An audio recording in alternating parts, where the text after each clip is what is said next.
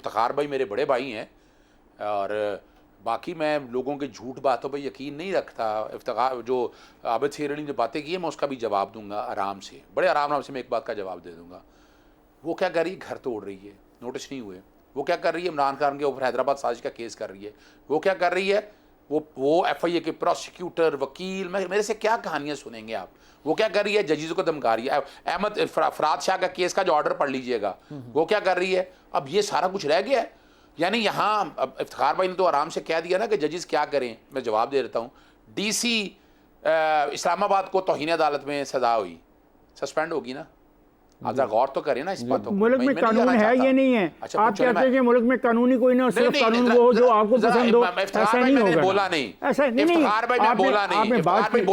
नहीं, आपने बात की है कि DC की जवाब दे दूं, उसके बाद जवाब दे दीजिएगा।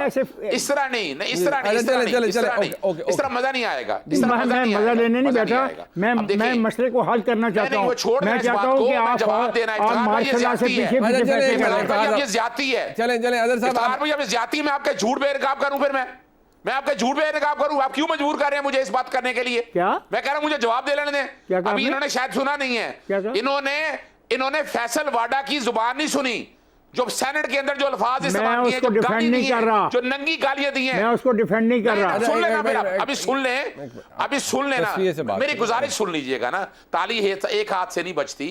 उसके बाद जितने लोग आए, जो जुबान इस्तेमाल की, पार्लियामेंट बैठ के आर्टिकल 66 कहता है जजेस के कंडक्ट के बारे में बात नहीं करनी जी। आप तो खुद कन्फ्रंटेशन कर रहे हैं, आप तो खुद इदारों को आपस में लड़ा रहे हैं, अब आए आगे बातें की तरफ। यानी हम बैठ के जस्टिस साकिब निसार ने गिराया, उसने गिराया, कौन से गिराया? जस्टिस साकिब निसार का अकेला कोई ऑर्डर नहीं है, वो सुप्रीम कोर्ट के ऑर्डर्स हैं। सुप्रीम कोर्ट का ऑर्डर आपके पास आज भी पड़ा है, जाएं जाकर रेमेडी लें। किसने कहा है? हमारे पास तो या तो ना कि कोर्ट ने ऑर्डर किया घर गिरा दें जाकर, तो फिर गिरा दें। ये जो खोखर पैलेस की बात कर रहे हैं, आज भी जाकर देखें इस तरह कब्जे किए हैं। लोग तंग थे, हमें तो पता है सारा कुछ सामने, हमने वो सारा कुछ देखा हुआ है। मेरी बात सुने, यहाँ भी एक दरखास्त है, पता नहीं है सही है या नहीं। अजहर साहब आप मोहतरम हैं, बट यहाँ भी दरखास्त है अहले मोहल्ला की जानिब से कि जी यहाँ पर बड़ी अफरा तफरी मची होती है, जहाँ तहरीक इंसाफ का दफ्तर है, असले वाले लोग फिरते रहते हैं, अहले मोहल्ला बड़े तंग है। वो दरखास्तें तो सर वैसी आ जाती हैं, फिर आपको पता ही है। देखिए मैं बताऊं, उसका रेमेडी अवेलेबल है। मैं आपको क्या बताऊं, ये अपना जो रायवंड के ज़मीनों पे कब्जा का वो जो एंटी करप्शन के केसेस जब आप देखेंगे आप परेशान हो जाएंगे किस तरह जगह काबू नहीं है। मैं नहीं बातों में जाना चाहता। मैंने कहा तस्वीर की बात कर ले, आप आपस में एक दूसरे को माफ करने की और माफी देने की बात कर ले यार, ये कर ले सर। उसकी वजह देखिए आपने नहीं एक बार हाफिज भाई आर्गुमेंट तो हर एक ने देना है ना। मुनीब इनको आपने इख्तियार दिया जिसकी मर्जी से नहीं आप बिल्कुल रिस्पॉन्ड करें आबिद साहब, बिल्कुल करें। 1 मिनट उन्हें बाद में जी आदर साहब। इन्हें देखे ना, इन्हें मिसाल का तौर मैंने जैसे कहा ना, मैं बता रहा हूं, कोई एक मौका बता दें। मुनीब मौलाना फजलुर रहमान के साथ गए हैं, मौलाना फजलुर रहमान के पास गए हैं, के पास गए हैं, सनाउल्लाह जारी वगैरह सबके पास हम सबसे बैठ रहे हैं, सबसे गुफ्तगू कर रहे हैं, लेकिन उन लोगों के साथ नहीं जो एस्टैब्लिशमेंट के साथ हाथ लेकर हाथों में यानी बाजवा की एक्सटेंशन के बारे में मैंने आपके प्रोग्राम में पहले भी कहा था कि हमें एक इल्जाम लगाया जी एस्टैब्लिशमेंट के सर पे आए हैं। अच्छा, एस्टैब्लिशमेंट के सर पे आए हैं, अगस्त 2018 में आए, अप्रैल 2019 में ख्वाजा आसिफ ने खुद कहा कि राब्ता हो गया। अच्छा चले ये मसला हल नहीं होगा, चले अच्छा चले ओके। मैं एक बात कहना चाहता हूँ, मैं एक बात कहना चाहता हूँ मुनीब, मैं आपको वाज़ेह तौर पे एक बात कह दूँ, समझौता सियासी होगा और अगर नहीं हुआ तो ये सब भुगतेंगे। बट आबिद सर अली साहब, अजहर साहब को तो मेरी बात शायद इम्प्रेस नहीं वो इससे हुए। मैं जब तस्वीर की बात करता हूँ, सर माफ़ी दे दो, माफ़ी मांग लो, को हालात बेहतर कर लेना, ये लड़ के तो कोई फ़ायदा नहीं है। मुनीब भाई देखे इन्होंने नसा के तो मर्द नहीं पे, आपे नसी जान लगे। हमारे पास इतना टाइम क्या, हम तो इकॉनमी को बेहतर करने लगे। शहबाज शरीफ साहब बेचारे खुद तशरीफ लेकर गए, खुद उन्होंने सरमायाकारी लाई, हौसला जिन्ना भी हंसना हादसा जरा बंद हो जाता। उन्हें बात ये है कि सरमायाकारी ला रहे हैं मुल्क में। ये बैठ जाए टेबल पे, पार्लियामान में बैठे हुए इनके मुअज़्ज़ज़ अरकान असम्बली बैठ जाए टेबल पे, बैठ के बात करें, कोई SOPs बना लें, कोई लॉज बनाएं। अगर लड़ाई करनी है तो गवर्नमेंट के पास इतना टाइम नहीं है कि इनकी फजूल लड़ाई का जवाब देते रहें हर चीज़ पे। हम इस वक्त मुल्क को आगे लेकर जाने चाहते हैं। देखिए, अगर आपने मुल्क नहीं चलने देना, ना चलाने देना, मेरी वारी नहीं तो किसी की वारी नहीं, तो हमने पीपल्स पार्टी के दौर में भी 5 साल उनको हुकूमत करने दी। इन्होंने भी अपनी हुकूमत 3.5 साल की, वोट ऑफ नो कॉन्फिडेंस आया, ये उड़ गए, फिर उन्होंने रिज़ाइन दिए। हमने तो इनको कुछ नहीं कहा था कि आप ऐसे करें, पंजाब हुकूमत, हमने तो नहीं कहा था इनको छोड़ें। तो ये खुद इन्होंने अपनी बेड़ियों के अंदर पत्थर डाले हैं। मुनीब साहब, हम आज भी टेबल पे बैठने के लिए तैयार हैं पाकिस्तान के लिए। देखो मेरे दोस्त मुनीब, जो इलेक्शन हुआ ये ऑफर दी गई कि पीटीआई गवर्नमेंट फॉर्म करे, ठीक है, ये दी गई या नहीं दी गई? पीपल्स पार्टी रिकॉर्ड पे कहते हैं दी गई ना, बिल्कुल। तो फिर व्हाट एल्स यू वांट? ठीक है, मतलब इससे ज्यादा ऑफर को reject no no no, offer को रिजेक्ट करना और चीज है। सवाल है नीयत देखनी है कि नीयत क्या थी। एक ऐसा मुल्क जिसमें इक्तिसादी बदहाली है, उसको बेहतर करने के लिए सबको चलना होगा, वरना सब खड्डे में जाएंगे। ये जो ख्याल है ना कि डिफॉल्ट हो गया तो तुम बच जाओगे और मैं बच जाऊंगा, नहीं जनाब, डिफॉल्ट हुआ सब खड्डे में गिरेंगे। इफ्तिखार भाई 85 से यही कुछ हो रहा है। ठीक है, गलत हो रहा है, भाई 85 से गलत हो रहा है, गलत हो रहा है, गलत हो रहा है, गलत हो रहा है। इस बात का जवाब दे दें। सारे 85 तो लेके 2024 तक किसी न किसी हुकूमत का हिस्सा रहे, आसमान से नहीं लेकर आए। अच्छा, क्या तबाही की मुल्क की? आटा सस्ता कर दिया, तबाही की। चीनी सस्ती की, तबाही की।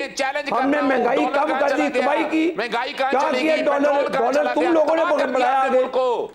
मुनीब साहब, ये हैं वो लोग शरारती फितने जो नहीं चाहते कि मुल्क में इंसाफ हो, मुल्क के अंदर अमन हो। 17 में ना इसको अलिफ का पता, ना बे का पता, 2000 ना इसको पता बे किधर है, ना अलिफ किधर। मकाफाते अमल है या खुदा की लाठी बेआवाज है और अल्लाह की लाठी है। मसला ये है कि फिर वही उनका आर्गुमेंट ये है कि ये तो फिर आप पर भी आ सकता है। आज हमारे वो कहते हैं हमारे साथ आप जुल्म कर रहे हैं, तो कल ये जुल्म आप पर होगा। मुनीब भाई, हमने तो इनको पार्लियामान का फोरम दिया है, बैठ के वहाँ पे गुफ्तो शनीद पार्लियामान के अंदर होती है, इनके लीडरान बैठे हैं, इनके रिप्रेजेंटेटिव बैठे हैं। क्या ऑफर क्या करते हैं? चलिए आज बताओ। और यार बाजवे को तू की कर लेता है बाजवे। ये लोग हैं, मैं इसकी बातों को क्या जवाब दूं मुनीब भाई? अब ये लोगों को क्या जवाब दिया? तू फिर आप क्यों बाजवे के कंधे पे बैठ के मांग ले माफी कौन से? के लिए आप क्यों फैज नीत के कहने पे संगीत चलाते रहे, माफी मांगी कौन से? हुकूमत में ਅਸੀਂ ਤੁਹਾਨੂੰ ਦੇਣਾ ਵੀ ਕੁਛ नहीं, ਅਸੀਂ पाकिस्तान ਦੀ आवाम ਨੂੰ ਦੇਣਾ, ਤੁਹਾਨੂੰ ਕੀ ਦੇਣਾ? ਅਸੀਂ फार्म 45 ये हुकूमत कायम रहे। थोड़ी हुकूमत नहीं मान सकते।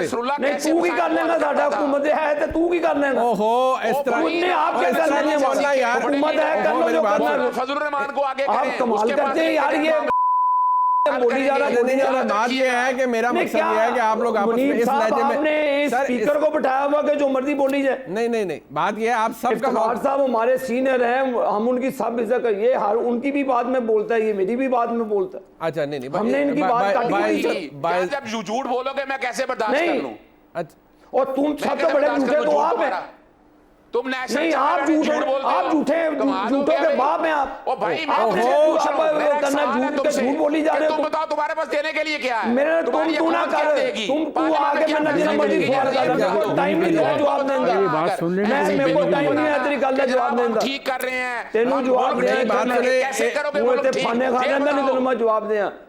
मेरी बात सुने, अजहर साहब का ये कहना है, आबिद शरीफ ना, ये इफ्तिखार भाई को बात करने देते हैं।